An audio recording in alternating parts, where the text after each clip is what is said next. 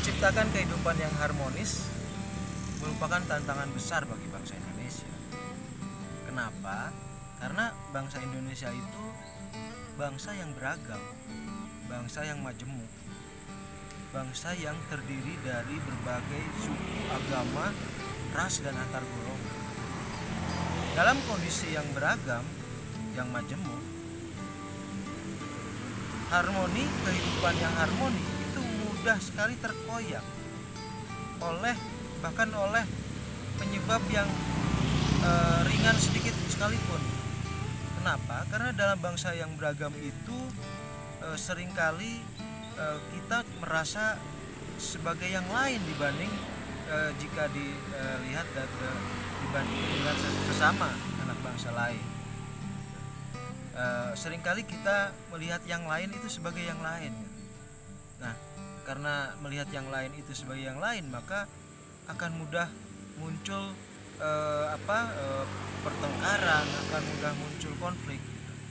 Nah, di tengah bangsa yang mudah sekali muncul konflik ini, maka adalah tantangan untuk menciptakan kehidupan yang harmonis, tantangan untuk menciptakan perdamaian, ya, apalagi perdamaian abadi di tengah-tengah kehidupan berbangsa ini.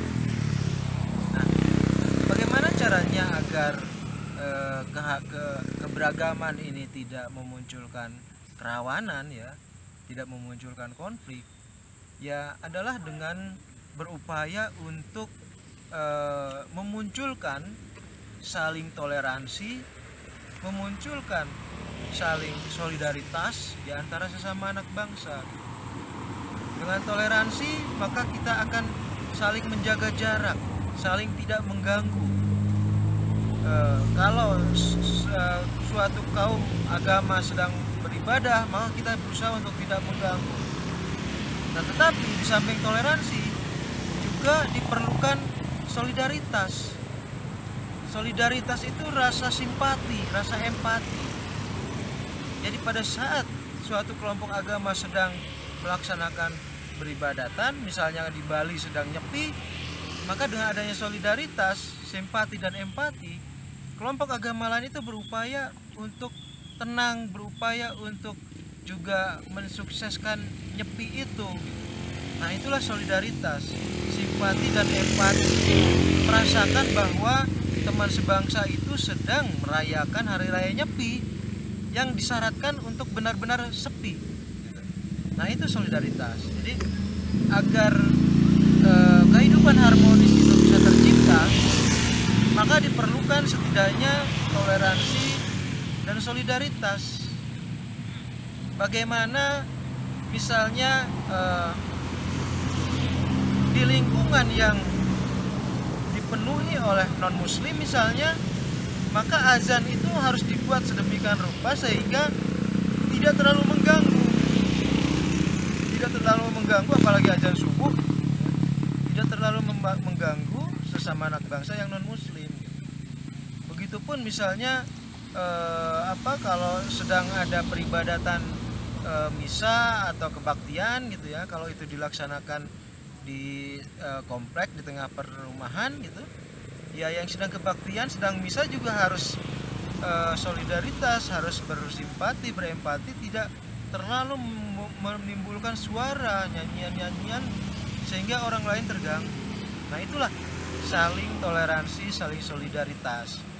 Dengan adanya rasa toleransi, rasa solidaritas itu, maka kehidupan bisa saling tenggang rasa, kehidupan bisa saling hormat menghormati, dan akhirnya akan muncul kehidupan yang harmonis.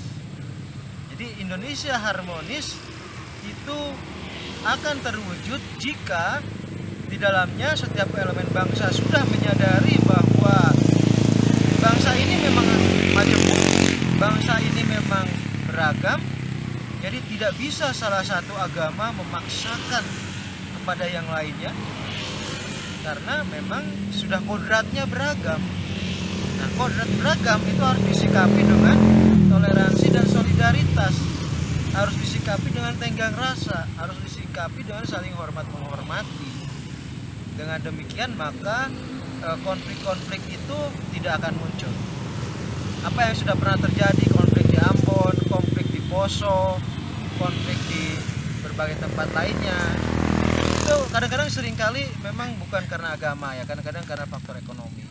Tapi kalau sudah ada kesadaran toleransi dan solidaritas, maka konflik agama pun itu bisa bisa dihindari. Saya kira itu Indonesia harmonis ya. Indonesia harmonis akan sulit terwujud kalau di dalamnya terdapat paham-paham yang tertutup, radikal gitu ya.